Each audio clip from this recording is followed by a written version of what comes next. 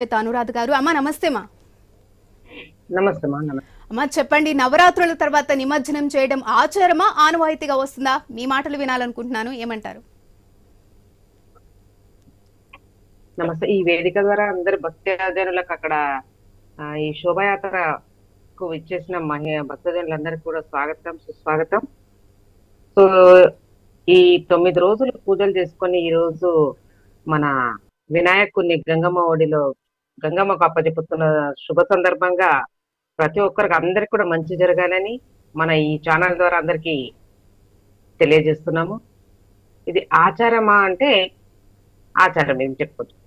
పూర్వం ఏంటి అంటే మనం అది స్టోరీ చూసుకున్నట్టయితే వినాయకుడు వేద మహర్షి మహాభారతంలో రాస్తున్నప్పుడు అది పెండింగ్ లేకుండా రాసే వాళ్ళు కావాలి అనుకున్నప్పుడు వినాయకుడు ముందుకొచ్చి నేను రాస్తానని చెప్పేసి వినాయకుడు రాయడం జరిగింది.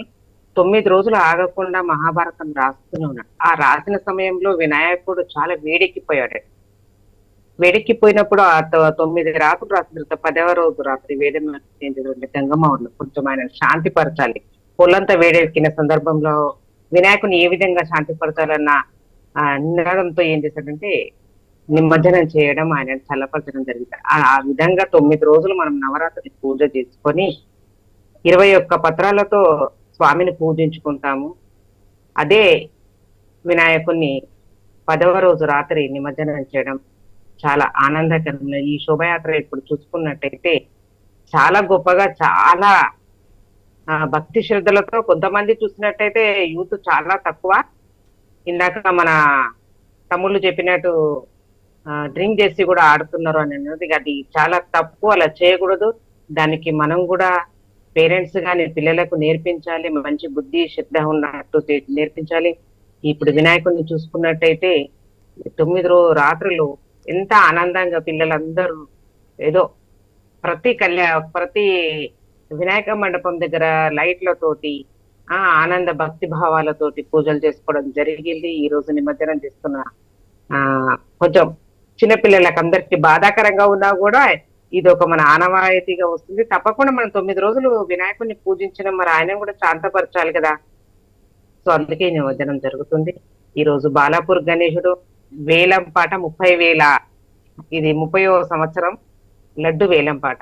సో ఇందాకనే మనం చూసుకున్నట్టయితే మన బాలాపూర్ వినాయకుడు నిమజ్జనం కంప్లీట్ గా ముగించింది అని చెప్తున్నారు. చాలా సంతోషం. ఇంకొకటి ఏంటంటే చిన్న పిల్లల పైన జరుగుతున్న అత్యాచారాలు కూడా జరగకుండా ఉండాలి. ఇలాంటి సంఘటనలు మరీ రిపీట్ కాకుండా ఉండాలని ఈ రోజు మనం వినాయకుడిని వేడుకుందాం. వినాయకుడు కూడా మనకు అంత మంచి చేయాలని కోరుకుంటూ భక్తజనులందరూ కూడా హ్యాపీగా మీరు అన్నట్లయితే మేము కూడా మనస్ఫూర్తి కోరుకుంటున్నామా, ఇప్పుడైనా సరే జనాల్లో కాస్త కూడా అవగాహన వచ్చి మార్పు తప్పకుండా రావాలని అయితే కోరుకుంటున్నా. అయితే ఏ దేవుడికి లేని, అంటే విగ్రహానికి లేని ఆచారం ఒక్క వినాయకుడికి ఎందుకు వచ్చింది మేడం అసలు? ఏంటంటే ఇప్పుడు అన్ని విగ్రహాలను మనం ఇంట్లో పెట్టుకునే పూజ చేసుకుంటాం. వినాయకుడికి మాత్రమే ఎందుకు నిమజ్జనం చేస్తారండి? వినాయకుడికి మాత్రమే ఎందుకు పూజలు చేయాలి? వినాయకుడు మనం ఏ పూజ చేసుకున్నా ముందు మన వినాయకుడి పూజ ప్రారంభించిన తర్వాతనే ఆయన తర్వాతనే వేరే పూజ, ఏ వ్రతం కానీ, సత్యనారాయణ వ్రతం కానీ, అనంత పద్మనాభ స్వామి ఏ వ్రతం చేసుకున్నా, ఇంట్లో వరలక్ష్మి వ్రతం చేసుకున్నా కూడా ముందు వినాయకుడిని పూజిస్తాం. వినాయకునికి పూజిస్తున్నాము అని అంటే మనము పూర్వం వెళ్ళినట్టయితే ఆది పరమేశ్వర పార్వతముల సంతానమైన వినాయకుడికి పసుపుతో పసుపుతో చేసినప్పుడు ఆమె స్నానానికి వెళ్తున్నప్పుడు స్నానం గదిలోకి ఎవరు రాకుండా ఉండాలని చెప్పేసి పసుపుతో చేసిన వినాయకుని ముద్దును అక్కడ పెట్టినప్పుడు శివుడుకి అతను ప్లేస్ ఇవ్వకుండా, ఇదంతా మాక్సిమం అందరికీ తెలిసిన విషయమే. సో శివుడికి లోపలికి వెళ్ళనివ్వడం అనమాట. అమ్మ స్నానం చేస్తుంది, ఎవరిని లోనికి రాణించే అనుమతి లేదు అని చెప్పినప్పుడు, నేను ఆమె భర్తను అని చెప్పినా కూడా వినాయకుడు పట్టు వదలకుండా పార్వతమ్మ చెప్పినట్టు లోపలికి శివుని పంపించకపోతే అప్పుడు ఆగ్రహం చేసి కోపంతో తల నరికేయడం జరిగింది. అప్పుడు పార్వతమ్మ వచ్చేసి వినాయకుడిది మీరు నా పుత్రుడు తల నరికేశారు, ఇప్పుడు నాకు తీసుకొచ్చి నా పుత్రుడికి మీరు మళ్ళీ జన్మనివ్వాలి అన్నప్పుడు వినాయకుడు ఏం చేశాడు, ఒక ఏనుగు తల తీసుకొచ్చి ఆ పసుపు దానికి తీసేసి ప్రాణం పూస్తే ఆ వినాయకుడికి అందుకే తొండంతో వినాయక అలా ఆ అవతారంలో ఉన్నాడు.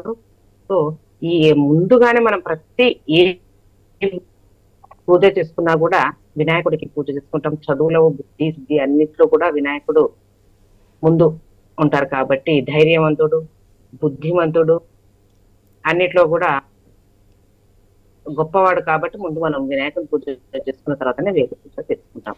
ఈ 9 నవరాత్రులు చేసుకున్న పూజకి ఈ 10వ రోజు నిమజ్జనం చేస్తున్న సందర్భంగా ప్రజలు చూడండి, ఇక్కడ మన ప్రభుత్వం కూడా మనకు చాలా సహకరిస్తుంది. ప్రభుత్వానికి కూడా ఒకసారి మనము ధన్యవాదాలు చెప్పొచ్చు. ఎందుకంటే ఇప్పుడు ట్యాంక్ బండ్ నుంచి మనం చూసుకున్నట్టయితే అక్కడ ఎక్కడ కూడా ట్రాఫిక్ ఆంక్షలు విధించి ఎక్కడ ఇబ్బంది కాకుండా మహిళలు చిన్న చిన్న పిల్లలతోని వస్తున్నారంటే ఎంత భక్తి ఉంటే మాత్రం అదొక ఆ శోభయాత్రను చూడడానికి కూడా కళ్ళుకు సరిపోకుండా ఆనందంగా ఉంది.